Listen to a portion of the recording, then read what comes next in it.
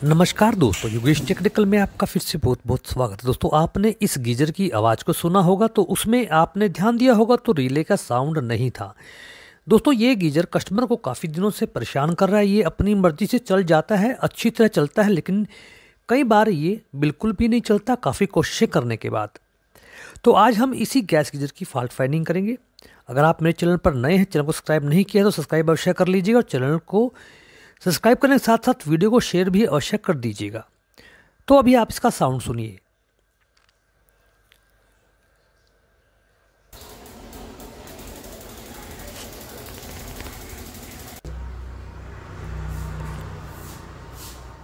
तो दोस्तों, आपने इसका साउंड सुना, उसमें रिले का साउंड नहीं था, इसलिए इसमें आग नहीं जलेगी।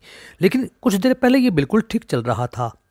तो इसमें ऐसा क्या है, कौन सा कंपोनेंट खराब है, उसी के बारे में हम जानेंगे। अगर आपका गैस गीजर भी यही सिम्टम्स दिखा रहा है, ऐसे ही बिहेव कर रहा है, तो आपको ये वीडियो अवश्य देखना चाहिए। हमने गीजर को नीचे उतार लिया है, उसके स्विच को देखा तो हमने कि वो पहले ही बाईपास किया हुआ है। ये 0 प्रेशर का गैस गीजर है, 7 लीटर का।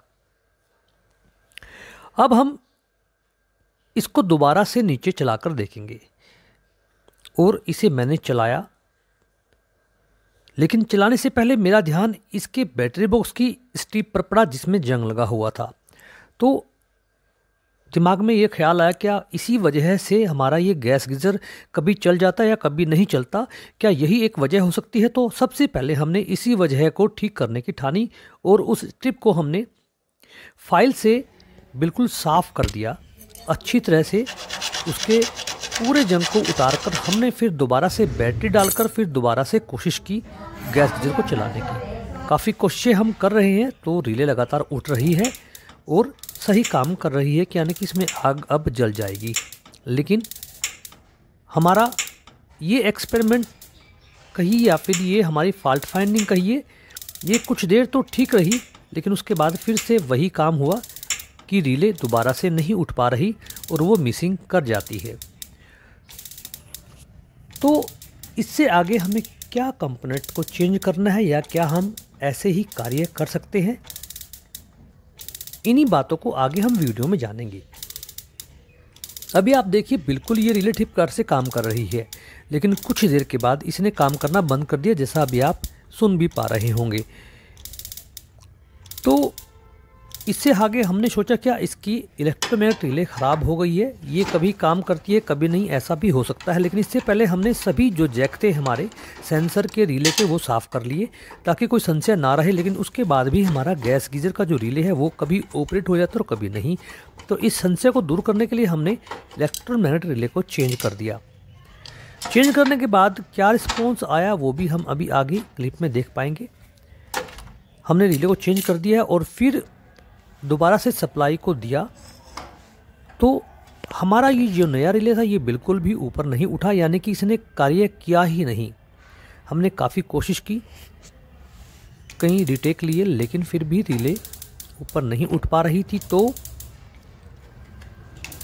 इसके बाद जो हमारा कंपोनेंट है, सीधा सा मतलब है कि हमारा सर्किट बॉक्स हो सकता है।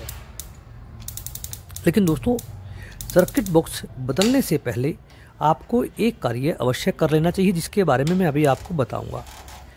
सबसे पहले आप जो सेल यूज़ कर रहे हैं उसकी डेट को देखिए। क्या उसकी डेट 6 महीने मैन्युफैक्चर से 6 महीने ऊपर या उससे ज़्यादा तो नहीं होगी। तो आपको कुछ नहीं करना है। कुछ भी कंपोनेंट बदलने से पहले आपको एक बार बैटरी को बदल कर देखना है। मैं आपको हर बार बताता हूँ कि आप गैस गीजर में 6 महीने से ज़्यादा बैटरी इस्तेमाल ना कीजिए और उसे बदल दीजिए। हमने बैटरी को बदला और गीजर के सभी कंपोनेंटों को चेक किया तो वो अच्छे प्रकार से कार्य कर रहे थे। उसके बाद हमने गैस गीजर को ऑन किया तो वो ठीक प्रकार से कार्य करने लग गया। यानी कि दोस्तों, कई बार क्या होता है कि सर्दियाँ जब ज़्यादा पड़ती हैं तो हमारी जो बैटरी होती है वो दोपहर को तो कार्य कर जाती हैं, लेकिन सुबह या फिर शाम को वो अच्छे प्रकार से कार्य नहीं कर पाती अगर वो थोड़ी डाउन की अवस्था में है। इसलिए आपको अगर गैस गीजर से अच्छा कार्य लेना है तो हर 6 महीने में अपनी बैटरी को बदल दीजिए, इससे आपका गैस गीजर स्मूथली चलेगा। वीडियो को लाइक और शेयर अवश्य कर दीजिएगा दोस्तों। धन्यवाद।